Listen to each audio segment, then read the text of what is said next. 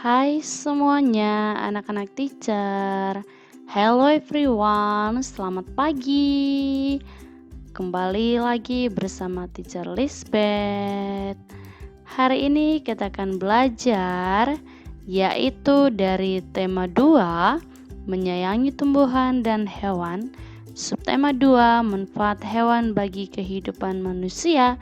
Pembelajaran yang keempat.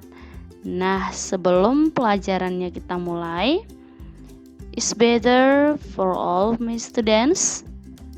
Prepare your heart, yourself, and also your book. We want to start our lesson for today. Let's pray.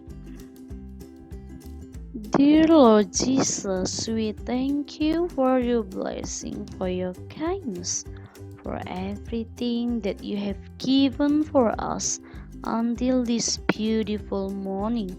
Jesus, we want to start our lesson for today. Please bless us and guide us. In the name of Jesus Christ, we pray to you. Amen. Nah, baiklah anak-anak teacher, kita akan mulai pembelajaran kita hari ini. Yang menjadi tujuan pembelajaran kita hari ini adalah yang pertama, menceritakan kembali isi dongeng.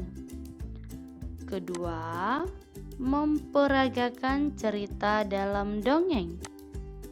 Lalu menyebutkan perbedaan sifat diri sendiri dan teman.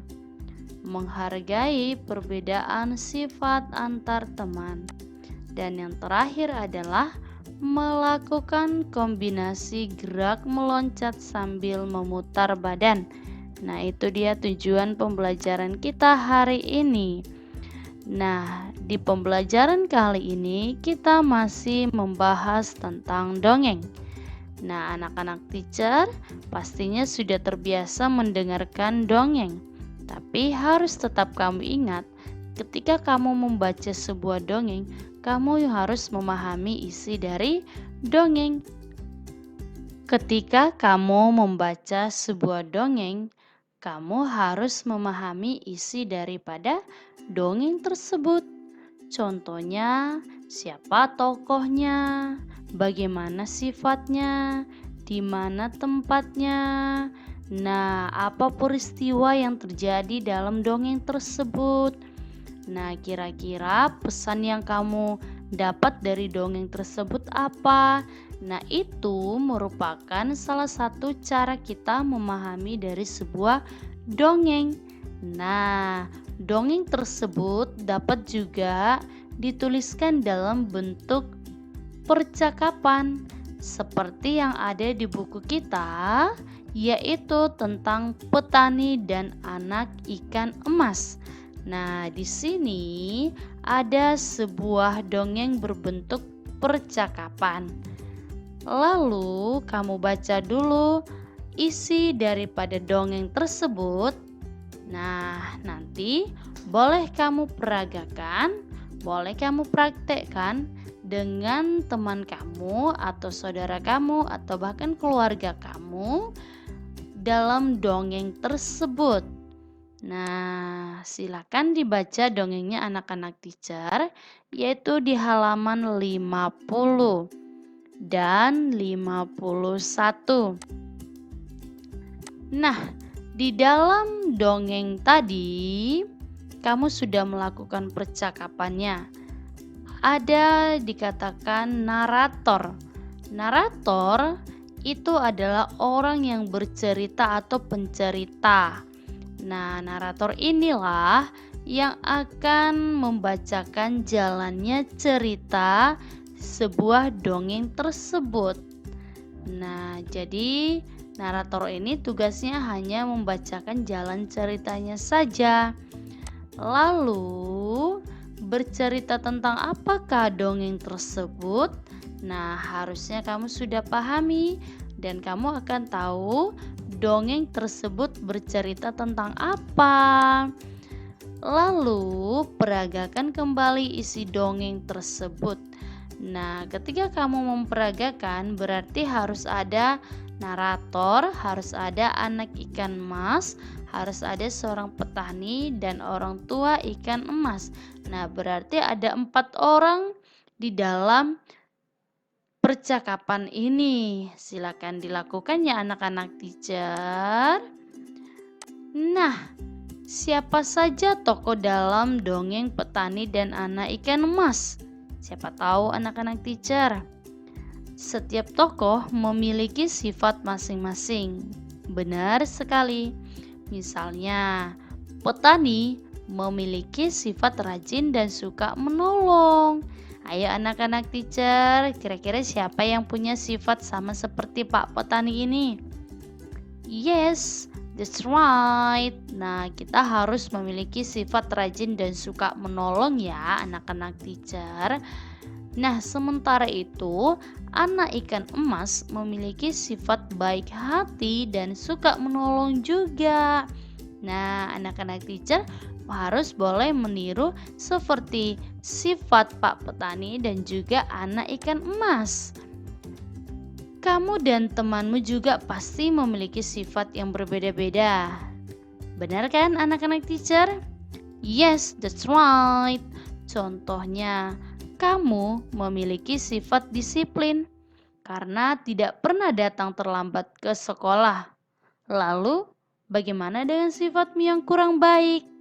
Nah, contohnya sifat disiplin itu adalah sifat yang baik. Apakah kamu memiliki sifat yang kurang baik? Contoh, sifat kamu ada yang pemarah.